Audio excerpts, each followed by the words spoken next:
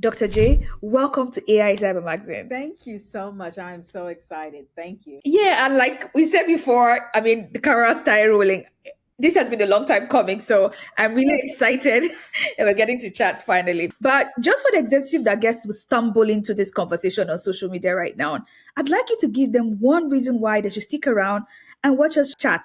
So I'm looking at this as not just another conversation about AI hype. This is not what that is. This is about the future of trust in a digital economy. So we're going to be talking about how to secure systems when identity, integrity, and truth itself are being manipulated. So that's what I'm hoping that our conversation is about today. Yeah, tell me about it. That whole dynamic of truth, being manipulated is a real thing. It's easier now to tell. In fact, the truth is challenged. The truth is seen sometimes as not being true anymore because you don't know what's true and what's false anymore these days, right? Right, right. I've learned from my research that Mastercard's AI journey began as far back as 2007. Mhm. Now, looking back at that timeline from 27 to today, how has the security posture of your AI systems fundamentally changed? And how has fraud evolved alongside it? So, we've been doing AI before it was even like a popular term. If you think about the responsibility that we have to prevent fraud, to detect fraud, that's like what we do. That's our sweet spot, right? So, if you want to talk about the evolution, like back in 2007, AI was largely rule based. It was very static, right? Static fraud detection models that flagged anomalies after the fact.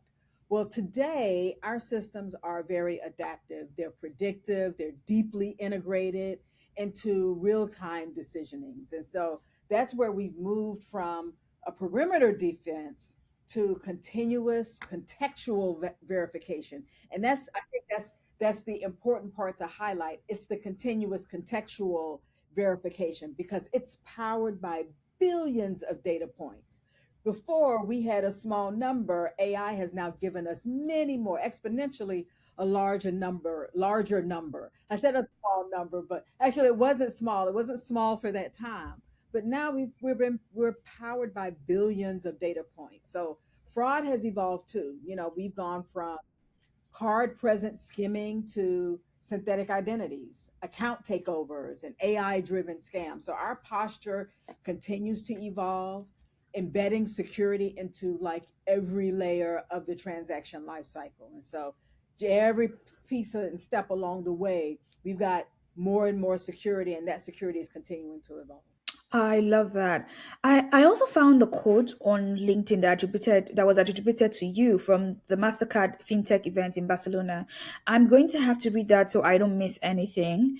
I'm just going to read that verbatim because I really liked that quote. It says here that bad actors don't need AI to be perfect. They just need AI to be good enough.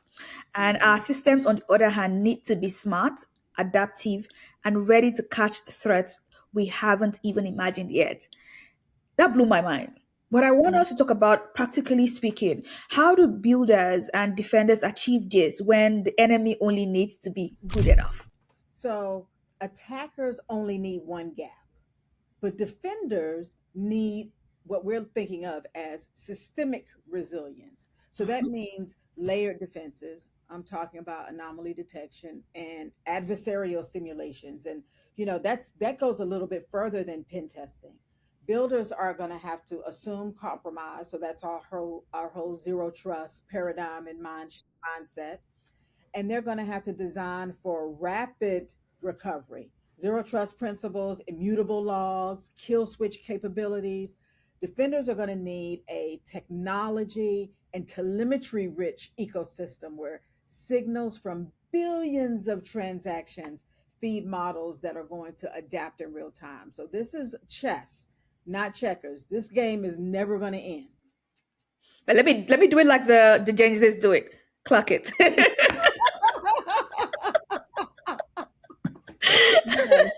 yes. Yeah.